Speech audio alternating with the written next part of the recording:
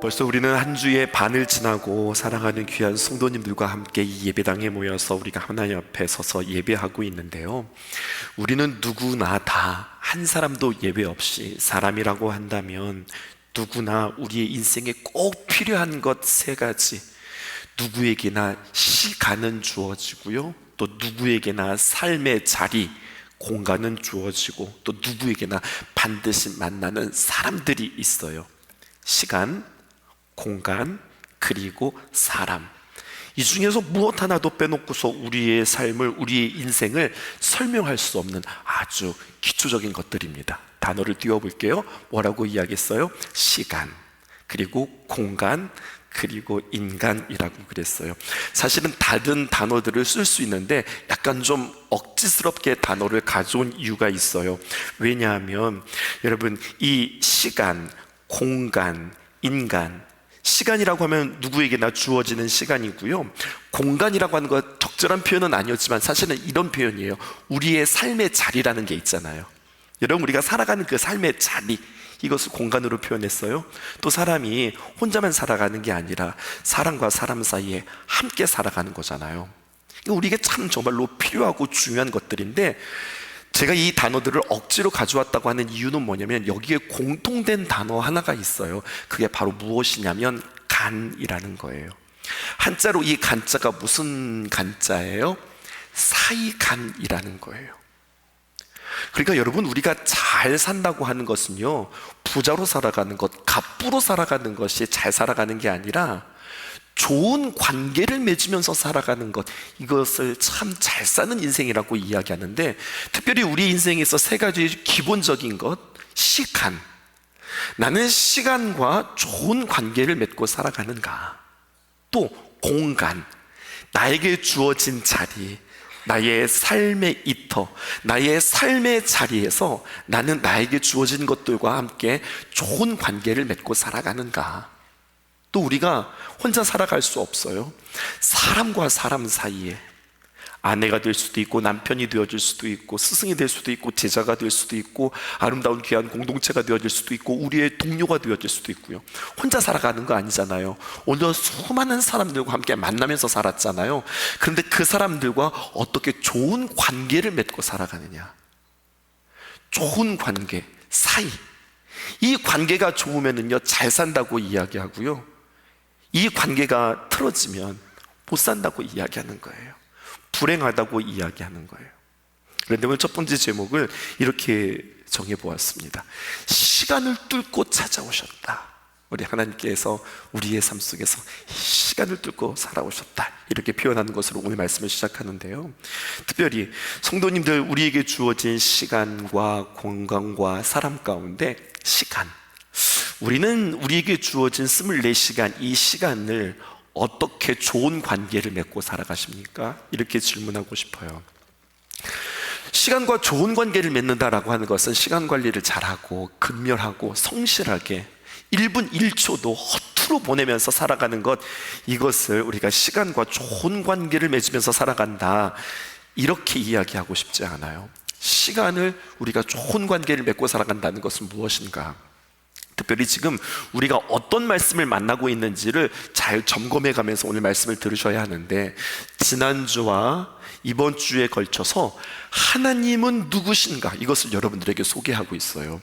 왜냐하면 하나님이 누구신지 알아야 우리의 신앙의 가장 중요한 기초가 되어지고, 우리의 인생 가운데는 반드시 슬럼프가 있거든요. 흔들릴 때가 있고 어려울 때가 있는데, 그때마다 누구나 다 비바람을 맞고 창수를 만나고 흔들린다 할지라도 기초가 튼튼하면, 판석 위에 지은 집, 그리고 모래 위에 지은 집, 그 비유를 아시잖아요. 다 흔들린다니까요. 다 홍수를 만나고 참 모진 비바람을 맞을 수 있거든요. 그런데 중요한 것은 기초가 튼튼한 사람은 비록 흔들릴지라도 무너지지 않아요. 그런데 기초가 튼튼하지 않으면 흔들릴 뿐만 아니라 무너진다는 이야기예요. 그러니까 우리는 우리의 신앙의 기초, 특별히 하나님은 누구신가? 그것을 우리가 상상하고 생각하고 고민해서가 아니라 성경이 우리에게 말씀하시는 바 하나님은 누구시라 라고 하는 표현이 세 구절 등장한다고 우리는 연초를 시작하면서 말씀 보약 시간에 지석원 목사님 통하여서 잠깐 언급한 바 있어요. 그래서 목사님은 우리에게 무엇을 말씀해 주냐면 하나님은 사랑이시다 이걸 말씀해 주셨는데, 성경에 보니까 하나님은 빛이시다, 하나님은 사랑이시다, 또 하나님은 영이시다, 이렇게 하나님은 God is 땡땡땡 이렇게 우리에게 설명하고 있더라고요. 그것을 여러분들에게 다 확인하면서 우리는 기초를 튼튼히 하려고 하는 거예요. 지금 큰 그림이 어떤 그림이신지 아시겠죠? 그래서 지난주와 오늘에 이어서 우리들 하나님은 빛이십니다 이것을 여러분들에게 설명해 드리고, 다음 주부터 시작해서 하나님은 사랑이십니다 이 부분을 여러분들과 함께 나누는 거죠. 하나님이 누구신지 아는 거 굉장히 중요한데요, 특별히 그 하나님이 누구신가, 빛으로 오시는 하나님을 우리가 생각하면서 특별히 우리는 시간과 어떤 관계를 맺고 살아가냐 이것들을 조명하게 되었어요. 시간을 대부분 어떻게 시제를 나누게 되었냐면 사람들은 과거와 그리고 현재와 미래로 시간을 나누게 되었습니다. 그런데요, 보통 사람들은 말하기를 과거는 지나간 시간일 뿐, 지나간 것일 뿐이라고 그렇게 이야기하는 사람들이 있어요. 그런데 이거는 과거를 잘 모르는 사람이에요. 과거라고 하는 것은요, 그냥 지나간 시간이 아니라 과거는 반드시 우리에게 몇몇 가지의 중요한 기억으로 자리 남습니다. 과거는 그냥 지나간 게 아니에요. 기억으로 남는 거예요. 그리고 그 기억을 통해서 우리의 삶의 현재에 고스란히 그 과거가 현존합니다. 이 말을 이해하시겠어요? 과거 우리가 뿌듯하고 자랑스럽고 행복한 과거가 있다면 참 그것은 우리의 삶 지금에 좋은 에너지가 되어져요. 그런데 많은 경우 죄라는 것이 우리의 삶 가운데 들어와서 우리의 과거 가운데는요, 남들에게 숨기고 싶고 누군가를 참 사랑하고 믿었다가 배신을 당하기도 하고 또 참 아픈 기억들이 우리에게 있는데, 여러분 이런 아픈 기억, 아픈 경험들은 그냥 과거의 그런 경험과 기억으로 남는 것이 아니라 고스란히 오늘 지금 현재 나의 삶 속에 상처로, 무너진 자존감으로, 후회로, 때로는 직면하지 못하고 도망가는 어떠한 나의 태도로 과거에 겪은 시간이 반드시 오늘 나의 삶 속에 영향을 미친다라는 이야기예요. 그런데 문제는 과거에 있었던 그것은 이미 지나간 거고 과거에 있었던 일이기 때문에 이것을 어떻게 우리가 손 쓸 수가 없는 거예요. 미래라고 하는 것은 내가 어떻게 지금부터 잘해본다 이러면 미래를 내가 어떻게 잘 만들어 볼 수 있지만 이미 벌어진 일, 이미 지나간 일, 손 쓸 수도 없는 그 과거에 대해서 우리가 방법이 없는 거예요. 그런데 성경에 보면요, 너무나도 멋진 표현이 있어요. 그것은 뭐냐, 하나님께서 시간을 뚫고 우리 가운데 오셨다고 하는 표현이 있어요. 가만히 보니까 여러분, 과거의 경험이 오늘 나를 결정한다고 그랬는데 가만히 보니까 과거만 그런 것 같지도 않아요. 또 한번 이야기해 볼게요. 미래 어때요? 미래는 우리가 살아보지 않은 시간이에요. 미래는 뭔가 결정되어지지 않았어요. 또 미래는 확실하지 않아요. 경험해 보지도 못하고 확실하지도 못하고, 그리고 막연하기 때문에 확실하고 막연하고 경험하지 못하고 불안하니 우리에게는 정말로 이런 안 좋은 정서들로 또다시 한번 우리에게 찾아오게 하는 것이 미래입니다. 쉽게 말해서 미래에 내가 어떻게 되어질지 모르니까 이러한 불안정한 상황들이 나로 인하여서 당황스럽게 만들고 계속해서 우리를 미래다 그러면 진취적으로 뭔가를 탁 나서기보다는 조심스럽고 움츠려드는 게 미래라는 이야기예요. 그러니까 시간이 오락오락하지 않네요. 과거의 상처가 오늘 현재의 나에게 영향을 주고 미래의 그 막연함이 오늘 나에게 불안함을 주니 이 시간을 살아가는 우리가 쉽지 않다는 이야기예요. 그런데 방금도 이야기했지만 이 시간, 과거도 어렵고 미래도 어려운, 그리고 과거와 미래가 지금 현재 나의 삶 속에서 이렇게 영향을 주는 이 시간에 하나님께서 시간을 뚫고 과거를 뚫고 미래를 뚫고 지금 살아가는 나에게 찾아오셨어요. 찬양팀 가운데 위로브라고 하는 찬양팀이 있어요. 그들이 부르는 찬양 속에 시간을 뚫고라고 하는 찬양의 가사가 있어요.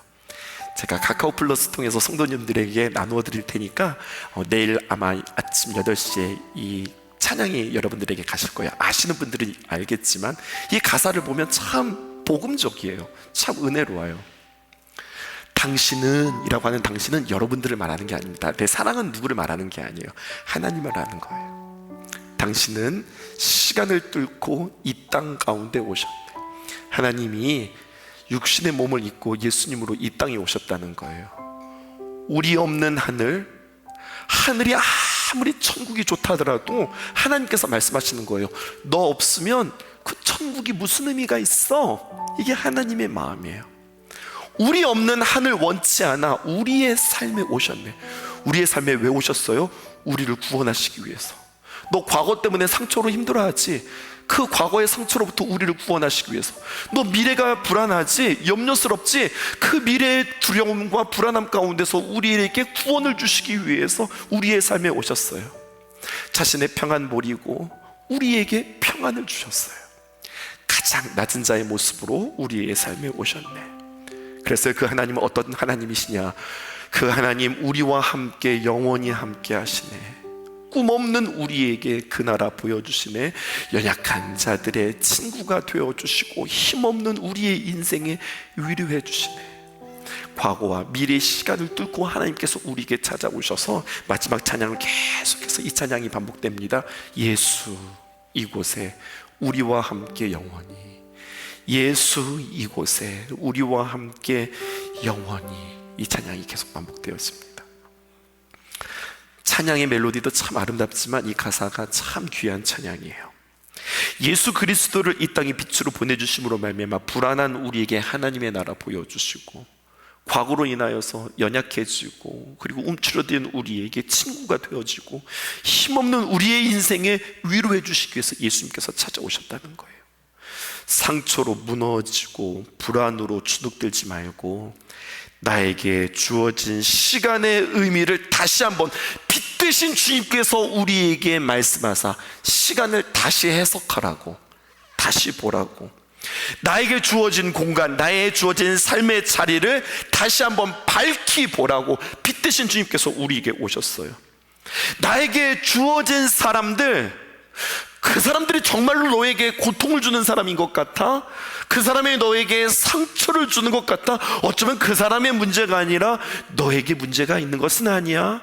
어쩌면 사람을 통하여서 나를 단련시키고 내가 보지 못했던 나의 모습을 보게 하시는 하나님의 계획이 있을런지도 몰라요. 그렇다면 여러분, 하나님께서 빛이 되어서 시간을 뚫고 우리 가운데 오셨다고 하는 말씀을 우리는 조금 더 구체적으로 이렇게 적용하고 싶어요. 두 번째이자 마지막입니다. 이 말씀 잘 해석하시면 됩니다. 빛으로 오셔서 시간을 뚫고 우리와 함께 하시는 그 하나님 나에게 찾아오셨네?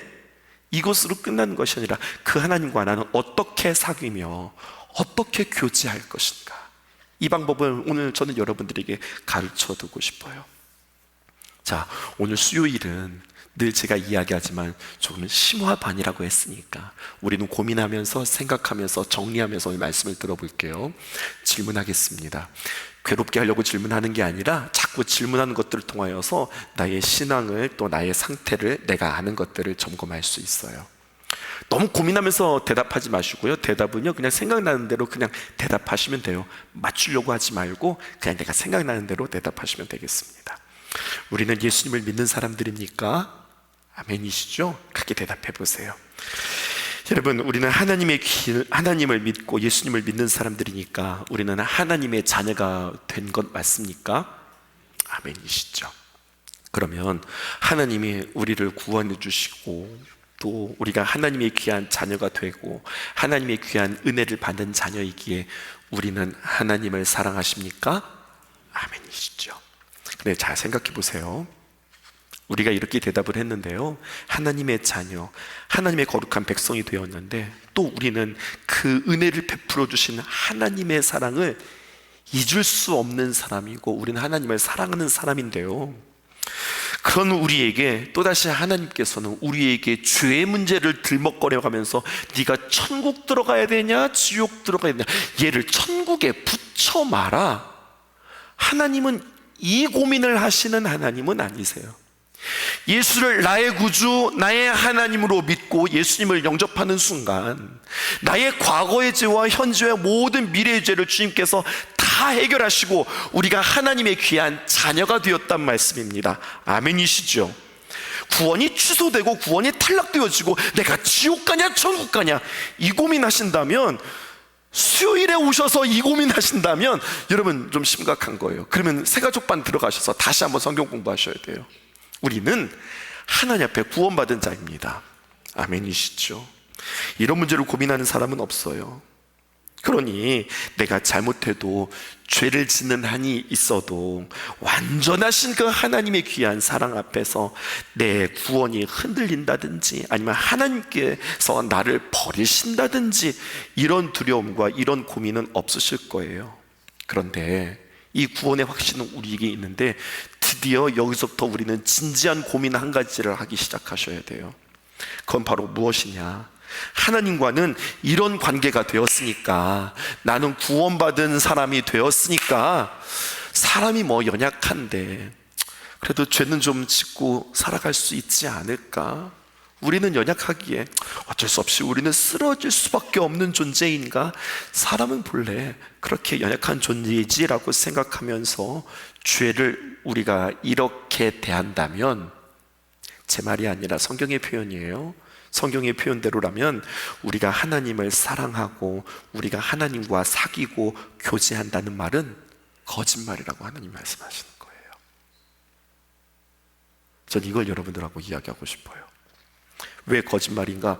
하나님은 그렇게 말씀하신 적이 없으세요. 지난주 우리가 말씀을 나누었던 대로 그리스도인들이 이중생활한다. 여러분 한번 따라해 보시겠어요? 이중생활을 하면 하나님과 온전히 교제할 수 없다. 하나님과 온전히 사귈 수 없다. 여러분, 하나님과 온전히 교제할 수 없고 하나님과 온전히 사귈 수 없는데 우리가 어떻게 하나님께서 우리에게 주시는 풍성함들을 누리며 맛보며 더 나아가 귀한 영향력과 생명을 행세하면서 우리가 살아갈 수 있을까요? 하나님과의 관계가 어려워지고 서로 사이가 소원해지고 그리고 서먹서먹해졌어요. 꺼름직하고 껄끄러운 사이가 되었어요. 그런데 하나님께서 우리에게 부어주시는 영적인 부요를, 하나님과 내가 지금 껄끄러운데, 하나님과 내가 좀 불편한데 그 풍성한 것들을 내가 어떻게 맛보면서 살아갈 수 있어요? 말이 안 된다고 성경은 우리에게 이야기하는 거예요. 하나님과의 관계가 안 되어졌고 하나님과의 관계가 무너졌다고 해야지, 어려워졌는데 힘들어졌는데 나는 하나님을 사랑하는 사람입니다, 이건 거짓말이라고 이야기하는 거예요. 6절 본문이 바로 그 말씀입니다. 세 번역으로 쉽게 여러분들에게 써드렸어요. 함께 이야기 보시다. 시작. 우리가 하나님과 사귀고 있다고 말하면서, 내가 하나님과 사귀어요, 이건 약간 좀 하나님 앞에서 좀 경망스러운 표현이죠. 나는 하나님과 교제합니다. 내가 주님 안에 있습니다. 내가 주님 안에 있습니다. 하나님과의 귀한 사귐, 친밀함 가운데 있습니다 라고 내가 말하면서 그대로 나의 삶은 어둠 속에서 살아가면 당신은 거짓말하는 사람이라는 겁니다. 거짓말하지 마, 이런 뜻이 아니라 당신은 하나님과 사귀고 있지 않다는 이야기입니다. 진리를 행하지 않는다는 거예요. 그것은 바로 뭐라는 거예요? 거짓이라는 거예요. 하나님과 사귀고 있는 것이 아니라는 이야기입니다. 하나님과 친밀하지 않다는 이야기예요. 하나님을 사랑한다라고 하는 것은, 여러분 사랑해 보셨잖아요. 하루아침에 사랑하는 거 아니거든요. 교제하는 거예요. 사귐이 있다는 거예요. 빛이신 하나님을 떠나서 여전히 어두움 속에서 내가 그것이 나에겐 친숙한데, 어두움이 친숙하고 죄가 친숙한데 그래도 나는 하나님을 사랑하는 사람이에요 라고 말하는 것은 거짓말하는 사람이고 진리와 진실과 먼 사람이라고 그렇게 이야기하는 거예요. 어둠 가운데 행한다라는 거예요. 잘 생각해 보십시다. 하나님 참 기가 막힌 표현을 했거든요. 빛이신 빛이신 하나님께서 우리에게 빛을 다 비추어주면 빛과 어둠이 공존할 수 없어요. 빛이 비추었는데 어떻게 어둠이 가만히 있어요? 빛이 비추면 어둠은 물러가는 거예요. 하나님이 이것을 우리에게 말씀하시는 거거든요. 어두움 가운데 행한다라고 하는 것은요, 다른 말로 표현하면 내가 죄가 있는데 죄에 대해서 심각하게 여기지도 않고 고치지도 않고 습관적으로 반복해서 죄를 범하는 겁니다. 여전히 죄를 끼고 사는 거예요. 여러분, 이 동사는 내가 어두움에 행한다라고 하는 한 번 죄를 지었어, 이런 게 아니에요. 그 죄를 짓고 또 짓고 반복하는 거예요.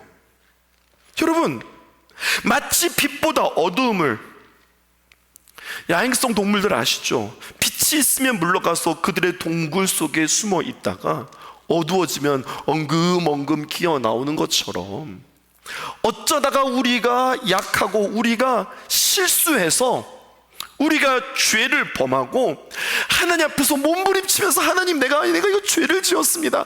하나님, 내가 어쩌다가 내가 이렇게 약해서 내가 죄를 지었습니다. 몸부림치면서 기도하는 것이 아니라 죄가 나의 삶이에요. 그냥 그렇게 거짓말하고 그렇게 속이고 그렇게 이중생활하고 그렇게 음란하고 그렇게 술수를 쓰고 아닌 척하고 가식적으로 살아가고 교만한 것들이 그냥 그런 거예요. 그런 것들에 나의 몸을 쉽게 내어주고 죄 짓는 것이 어렵지 않아요. 나의 삶 속에 뻔뻔해요. 죄가 마치 나의 삶의 일부분이 되었어요. 이것은 빛이신 하나님께 내가 가까이 가지 않았다는 겁니다. 자, 그러면 만약에 말입니다, 예수님을 믿는 성도님들이 그런 삶의 자리에서 그런 생활에, 죄를 짓는 일에 너무나도 익숙하고 습관이 되어 있다면, 그 사람이 와서, 우리는 수요일이니까 또 와서 예배드리고 주일이니까 와서 또 주일 예배드리고 또 우리에게 맡겨진 일이 있으니까 그것들을 사역하고 감당할 때 하나님께서 기뻐하실까? 여러분, 이것을 여쭤보고 싶은 거예요. 하나님 앞에서 십자가의 보혈과 은혜를 구할 때 하나님이 용서해 주시고 우리의 죄와 허물을 덮어주시고 사해 주세요. 예배가 끝나고 성도들을 파송합니다. 그러면요, 그 사람은 우리의 일상 가운데 그 하나님의 은혜와 하나님의 용서와 그의 하나님의 사랑이 너무 가벼워요. 깃털처럼 너무 가벼워요.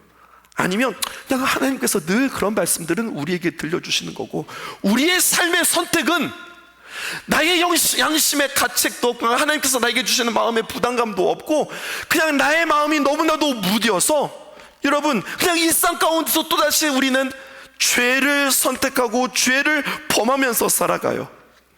하나님과 친밀함 가운데 하나님의 자녀로서 누려지는 하나님의 감동과 하나님의 보호와 하나님의 평안을 1도 못 누리고 살아가는 거예요. 왜? 나는 죄와 너무나도 가까우니까. 이런 사람들은요, 늘 저희가 설명하죠. 뭐냐면 아라비안 나이트에서 나오는 알라딘의 그 지니와 같은 그 요괴 말입니다. 하나님이 그런 존재예요. 내가 원하면 하나님 이렇게 해주세요. 하나님, 내가 저걸 원하니까 하나님 저렇게 해주세요.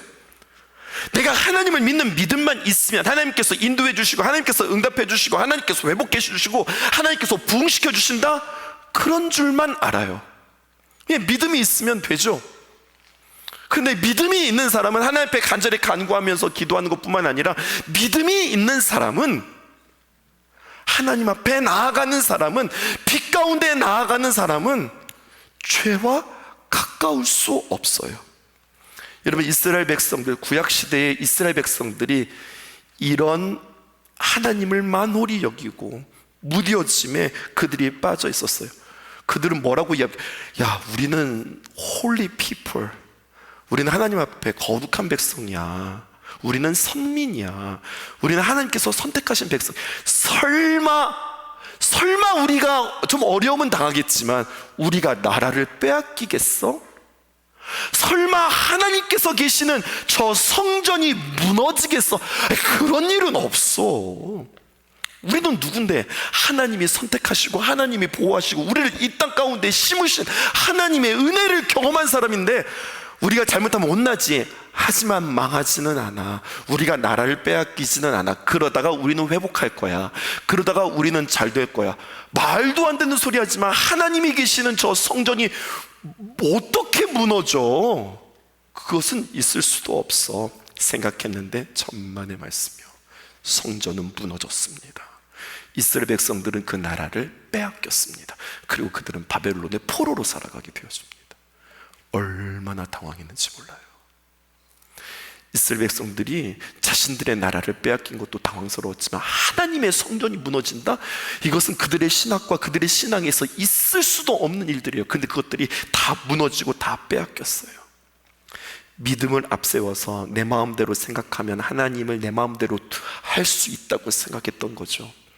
하나님이 나를 사랑하신다. 하나님께 나는 특별한 존재다. 네, 맞아요.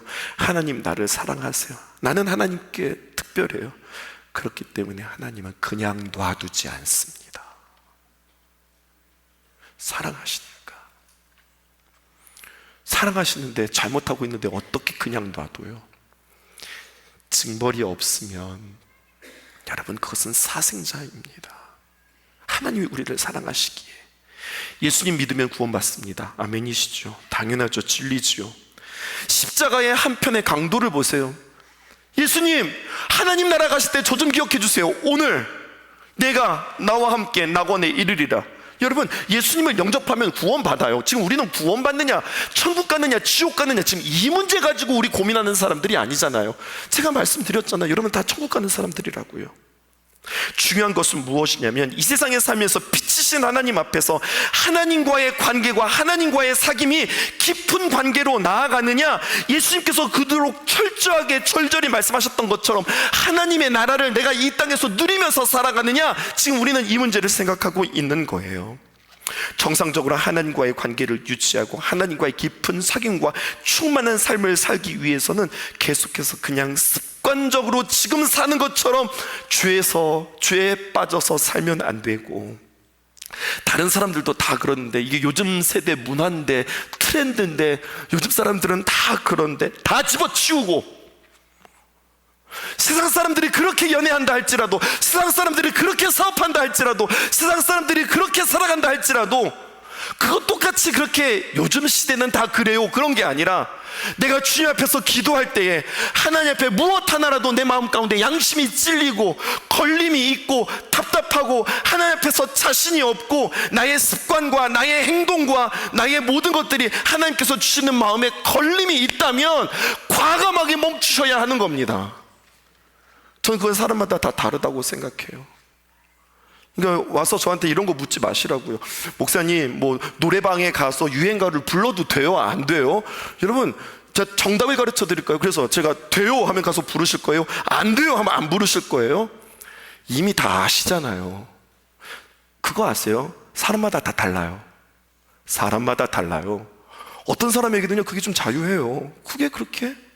근데 어떤 사람은 그게 그의 마음 가운데 그렇게 걸림이 되는 거예요. 그래서 하나님 앞에 회개해요. 뭐가 맞아요? 다 맞아요. 목사님한테 점검 받으려고 하지 말고, 주변의 장로님과 권사님들한테 물어서 그렇게 하지 말고, 내가 하나님 관계에 있어서 불편하고 꺼리낌이 있고 그것이 나에게 시원하지 않으면 무조건 스탑. 내가 어디를 가는 것, 내가 무엇을 마시는 것, 내가 무엇을 보는 것, 누구와 교제하는 것, 어떤 일들을 도모하는 것, 어떻게 말하는 것, 어떻게 생각하는 것, 모든 것 다 물어보고 챙기고 이런 게 아니라, 그래서 우리가 묵상하는 거잖아요. 몰랐는데 하나님의 말씀을 이거 하나님께서 너무 싫어하는 거구나. 괜찮구나. 이것은 주님 안에서 자유한 거구나. 이것은 하나님께서 기뻐하시는 거구나. 나 이거 별거 아니라고 생각했는데 하나님 이거 되게 예민하게 생각하시는구나. 하나님께 맞추어 드리는 삶이, 여러분 이것이 계속해서 끊임없이 빛 가운데 나아가는 삶이에요. 우리는 지금 하나님이 누구신지 알아가는 중인데요, 하나님은 누구십니까? 요한일서에서 우리에게 말씀하시는 바 빛이라고 말씀하고 있어요. 7절 말씀 보십시다. 시작. 그가 빛 가운데 계신 것 같이 우리도 빛 가운데 행하면 우리가 서로 사귐이 있고 그 아들 예수의 피가 모든 죄에서 깨끗하게 하실 것이요. 여러분 보십시다. 하나님과 가까이 사귀기를 원하세요? 하나님과 친밀함을 누리기를 원하세요? 그러면 빛 가운데 행하셔야 합니다. 그럼 여러분, 빛 가운데 행한다는 말이 무슨 말이에요? 빛 가운데 행한다, 그것은 지금 내 자신이 지금 죄가 없는 무결점의 상태, 완벽한 완전한 경지에 올라가 있다고 하는 말이 빛 가운데 행한다는 말이 아니에요. 우리는 그 누구도 완벽하고 완전한 그러한 상태, 그러한 경지에 올라갈 수 없어요. 이 세상을 떠나기 전까지, 우리가 하나님을 만나기 전까지 우리는 영화의 모습을, 우리는 성화는 되지만 영화, 완전한 모습으로 우리가 무결점의 상태로 있을 수는 없어요. 근데 여러분, 빛 가운데 행한다는 말 다시 한번 띄워주실 때 영문까지 같이 띄워주실까요? 문법에서 보면 이것을 가정법 if로 표현되어져 있어요. 그리고 현재로 표현되어져 있습니다.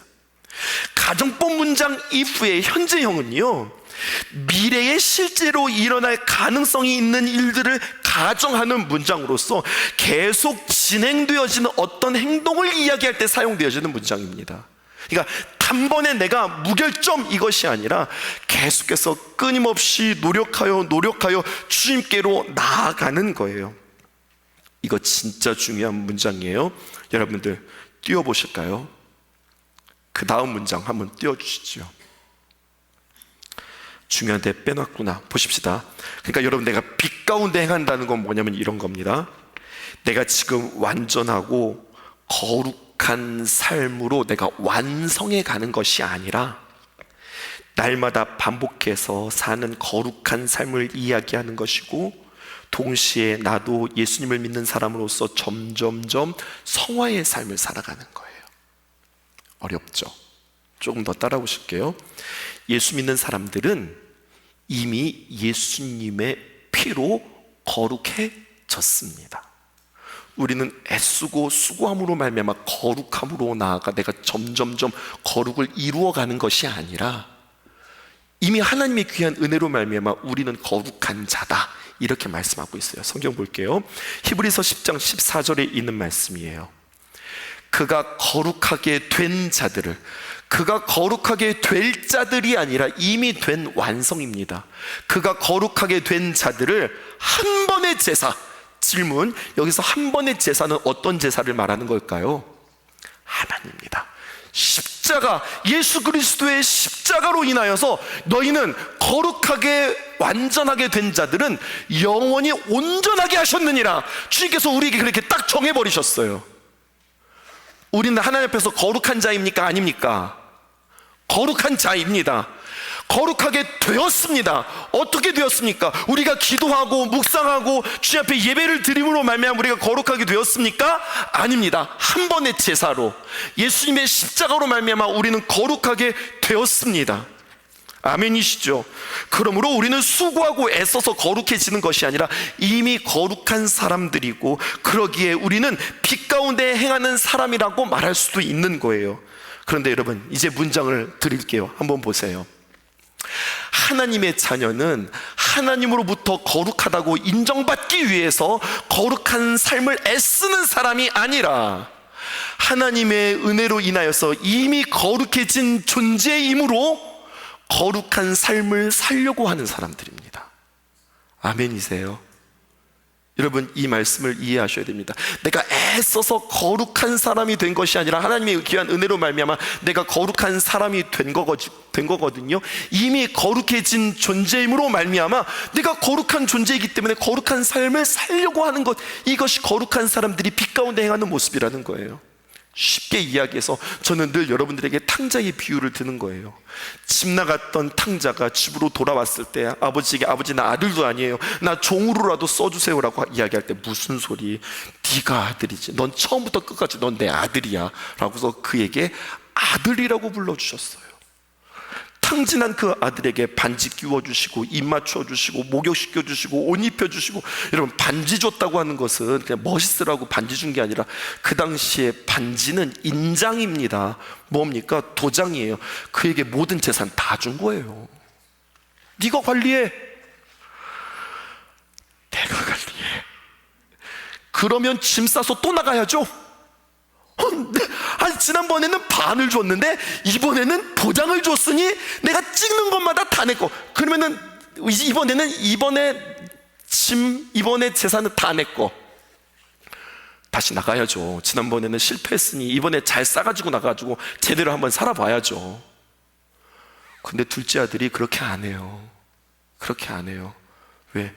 내가 아버지의 사랑을 받았고 내가 아버지의 아들이라 인정함을 받았으니 그는 고민해요. 어떻게 하면 아들답게 살 수 있을까? 어떻게 하면 아버지가 나를, 아니 이런 나에게 이렇게 믿어주신다고? 아니 이런 나에게 이렇게 대우해 주신다고? 아니 나보고, 난 종도 안 돼. 사실은 종도 안 되는 존재인데 나보고 또 아들이라고? 그럼 나는 아들답게 어떻게 살지? 이렇게 아들답게 살려고 처음부터 잘 될까요? 안 될까요? 안 돼요. 잘 안 되지만 안 된다고 포기하고 탕자로 살아가는 게 아니라 아들답게 살려고 날마다 노력하고 애쓰고 몸부림치며 그 아들의 이름답게, 아들의 신분에 맞게 그는 노력하면서 살 거예요. 아멘이시죠? 이게 빛 가운데로 살아가는 거예요. 너 아들이야, 너 거룩한 자거든 이라고 하는 거룩한 이름, 성도라고 하는 그 귀한 이름을 나에게 주셨으니, 여러분 우리는 이제는 죄가 우리에게 익숙한 게 아닙니다. 어떻게 그 귀한 사랑을 받았고 내가 하나님 앞에 그렇게 귀한 이름을 얻었는데 어떻게 또 그렇게 쉽게 죄를 지으면서 살아갈 수 없어요. 사람이 누군가 사귀고 좋은 관계를 맺는다는 것은 한순간에 완성되는 게 아닙니다. 인격적인 관계는 무엇이냐면 점진적으로 알아가고 성장하고 성숙해가는 것이, 이게 바로 사람이 맞는 인격적인 관계, 그것이에요. 짐승들은 안 그래요. 짐승들은 안 그래요. 그냥 만나면 금방 짝이 됩니다. 만나면 자신의 본능으로 교미합니다. 인격이 없어서 그런 거예요. 자신의 짝이 사라지면 금세 다른 놈하고 또 짝이 됩니다. 이게 짐승이에요. 짐승 같은 여러분들은 없으신 거죠. 그렇게 되지 않기를 주님의 이름으로 축복해요. 그래서는 안 되지요. 그러므로 예수님을 아무리 믿었다고 하더라도, 구원받았고 거룩한 자의 신분을 가졌다 할지라도, 천국행 티켓을 내가 받고 구원받았다 할지라도 그 생활이 하나님 보시기에 깨끗하지 못하면 하나님과의 교제는 항상 그 자리일 뿐, 초보단계에서 벗어나지 못할 뿐만 아니라 하나님이 우리에게 주시는 평안, 하나님이 우리에게 주시는 기쁨, 하나님이 우리에게 주시는 승리를 맛볼 수 없다는 이야기예요. 그런 사람이 하나님의 마음에 들까요? 그런 사람이 하나님의 기쁨이 될까요? 예수님이 피값으로 죄를 대속하고 하나님의 자녀로 삼아주셨는데, 심지어 내가 하나님의 기쁨이 되기 원합니다. 내 평생 내가 주의 손과 발이 되겠습니다. 내가 주님 앞에, 내가 예수님을 처음 만나고 주님 나를 사용하여 주시옵소서라고 소원할 때에 우리 하나님 얼마나 감격하고 얼마나 기쁘셨을까요? 하나님의 귀한 은혜를 받고 내가 주님 앞에서 내가 쓰임받고 싶습니다라고 이야기할 때에 하나님은 얼마나 설레셨을까요? 여러분, 참 좋았는데 차라리 구속해서 하나님의 귀한 자녀로 만들어 놓고, 그리고 네가 나를 사랑한다고 이야기하고 나를 위하여서 평생 살겠다고 이야기했는데, 근데 시간이 지나면 지날수록 하나님을 멀리하고 하나님을 업신여기고 하나님 마음에 들지 않게 행동하면 하나님이 그 사람을 어떻게 사랑할 수 있을까요? 구원받는 문제에 있어서의 사랑이 아니라 하나님의 마음 들지 않는 그 삶을, 그 생활을 보면서 그와 어떻게 기도가 통할 수 있을까요? 그 사람의 기도를 하나님께서 어떻게 들으시고 응답할 수 있을까요? 하나님이 기쁨이 되지 않는 그의 삶을 통하여서, 그를 통하여서 사역이 이루어진다? 그를 통하여서 구원과 그를 통하여서 생명의 역사가 일어난다? 이게 어떻게 가능해요? 하나님이 그 사람을 기뻐하지 않는데. 요한일서 3장 21절에서 22절에 있는 말씀, 사랑하는 자들아, 만일 우리의 마음이 우리를 책망할 것이 없으면, 우리의 마음이 우리를 책망할 것이 없으면 하나님 앞에서 무엇을 얻어요? 담대함을 얻고 무엇이든지 구하는 바를 그에게서 받나니. 아멘이십니까? 이는 우리가 그의 계명을 지키고 그 앞에서 기뻐하는 것을 행함이니라. 하나님 앞에서 기뻐하는 것을 행할 때에 우리는 하나님 앞에서 책망할 것이 없고 하나님 앞에서 담대함을 얻고, 그리고 우리가 그에게 구하는 바 그 모든 것들을 하나님 앞에서 받게 되어지는 거예요. 여러분, 구하지 못하여서 얻지 못한다고 하니까 열심히 구하는데, 구하는 당신이 어떤 삶을 살아가십니까? 이것은 기본이에요. 오늘 성경이 이것을 우리에게 이야기하고 있는 겁니다. 이것이 원칙입니다. 하나님을 아프게 하면서 우리가 세상에서 절대로 행복할 수 없습니다. 사람과 사람 사이에 절대로 좋은 관계, 지속적인 관계 맺을 수 없습니다. 그렇다면 하나님과의 진정한 교제는 무엇일까요? 어떻게 하는 것이 하나님과 친밀함을 누리는 것일까요? 결론입니다. 마치 예수님이라면 어떻게 하실까? 언제나 예수님을 생각하고 예수님의 입장에서, 예수님의 시선에서 바라보는 것, 이것이 예수님과 교제하는 것일까요? 마치 예수님이 내 옆에 계시듯, 예수님 도와주세요, 예수님 인도해 주세요, 예수님 가르쳐 주세요, 매 순간 예수님을 인정하고 순간순간마다 예수님을 마치 내 곁에 계신 분처럼 그렇게 예수님과 그냥 개인적인 계속 대화를 나누는 것, 여러분, 이것이 예수님과의 깊은 교제일까요? 성경에 답이 있습니다. 요한일서에서 말하는 바 하나님과의 친밀함, 하나님의 교제는 이것입니다. 요한일서 1장 7절에 있는 말씀, 빛 가운데 계신 것 같이, 그가 빛 가운데 계신 것 같이 우리도 빛 가운데 행하면 우리가 서로 사귐이 있고 그 아들 예수의 피가 우리를 모든 죄에서 깨끗하게 하실 것이요. 주소를 잘 보세요. 요한일서 1장 7절에 있는 말씀이에요. 사귐이 있다라고 이야기하면은, 사귐이다, 계속 물어봐라, 나를 인정해라, 네 곁에 두어라가 아니라, 사귐이 있으면 그 아들 예수의 피가 우리를 모든 죄에서 순간순간 깨끗하게 하신다는 거예요. 사귐은 곧 무엇이냐? 죄의 문제 해결이에요. 그리고 그 유명한 말씀, 요한일서 1장 7절에 있는 말씀을 세 번역으로 좀 더 쉽게 여러분들에게 열어드릴게요. 그러나 하나님께서 빛 가운데 계신 것 같이 우리가 빛 가운데 살아가면 우리는 서로 사귐을 가지게 되어지고, 자, 사귐을 가지는 사람들은 어떻게 합니까? 하나님의 아들 예수의 피가 우리를 모든 죄에서 깨끗하게 해주십니다.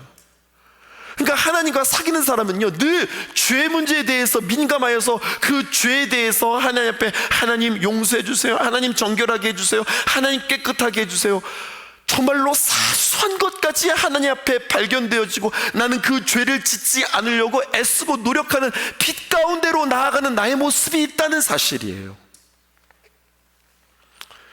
하나님과의 사귐은 반드시 죄의 관계와 우리에게 이야기하고 있습니다. 요한일서 1장 9절에 있는 말씀, 예수님의 사람 암송 말씀이기도 하죠. 만일 우리가 우리의 죄를 자백하면 그는 미쁘시고 의로우사 우리 죄를 사하시며 우리를 모든 불의에서 깨끗하게 하실 것이요. 성경의 표현을 보세요. 우리를 깨끗하게 하실 것이요 라고 하는 표현은요, 계속 진행되어지는, 반복되어지는 표현입니다. 그냥 한번 내가 너를 깨끗하게 한다, 이것이 아니라 계속해서 그분의 신실하심, 미쁘시다, faithful, 신실하다, 믿음이 있다. 믿음이 있다는 건 이거예요. 아, 내가 이번에 가가지고 하나님 앞에 죄송하다고 말씀드리면 하나님께서 또 용서해 주시려나? 네, 용서해 주신다. 변함없이 용서해 주신다. 흔들림 없이 용서해 주신다. 우리를 정결하게 하신다.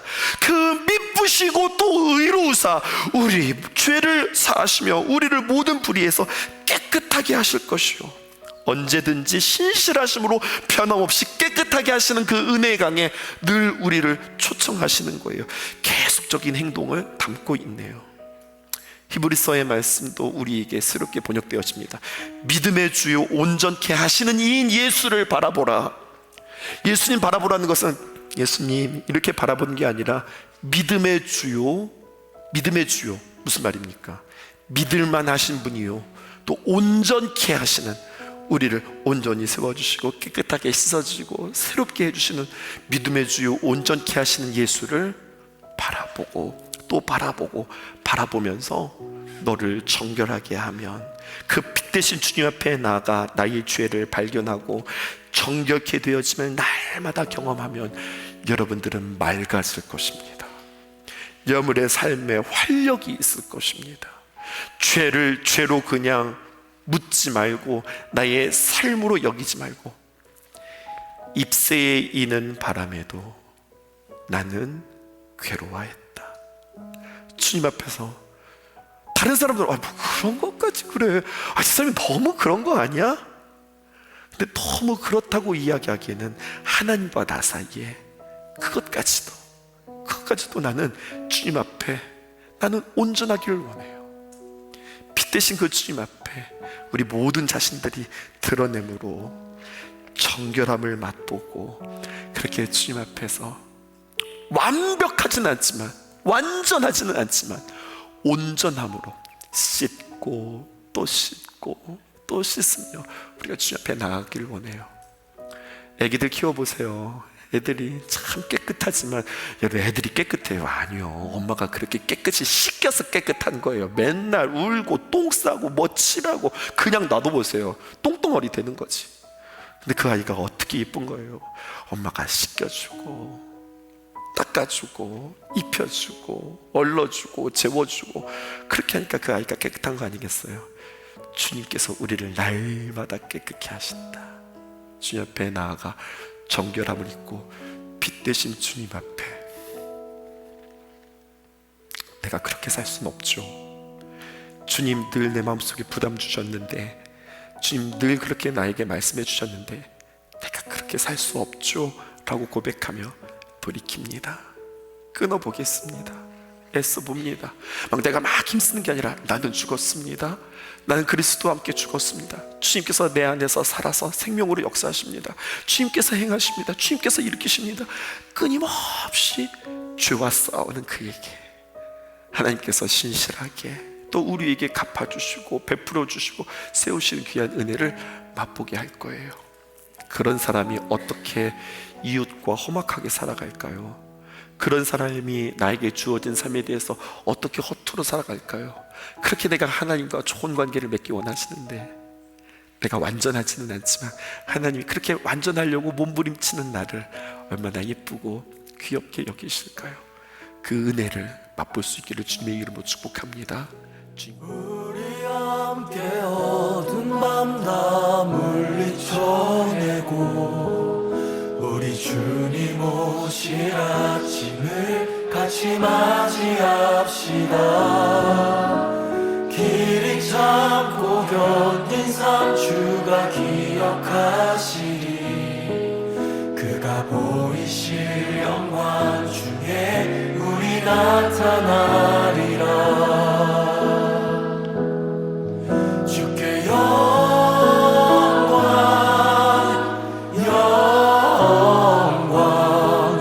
모든 찬양 받기 합당하시니 주께서 우리와 영원히 함께 하시리. 그의 부르심 따라 우리 함께 주를 노래합시다.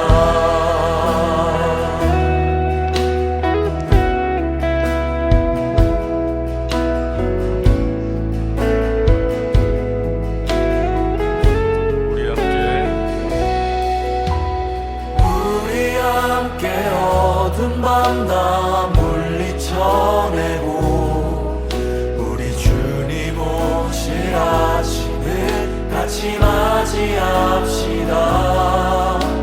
길이 참고 견딘 삶 주가 기억하시리. 그가 보이실 영광 중에 우리 나타나리라. 다시 한번 고백합시다. 우리 함께 어두운 밤 다 물리쳐내고 우리 주님 오실 아침을 같이 맞이합시다.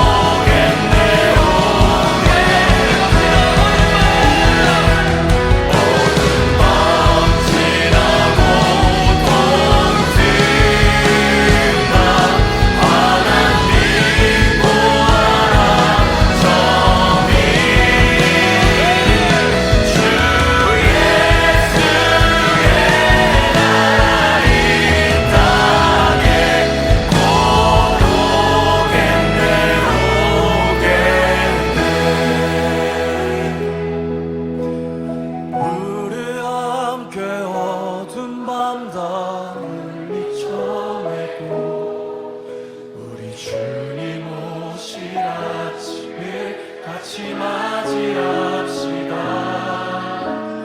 길이 참고 견딘 삶 주가 기억하시리. 그가 보이실 영광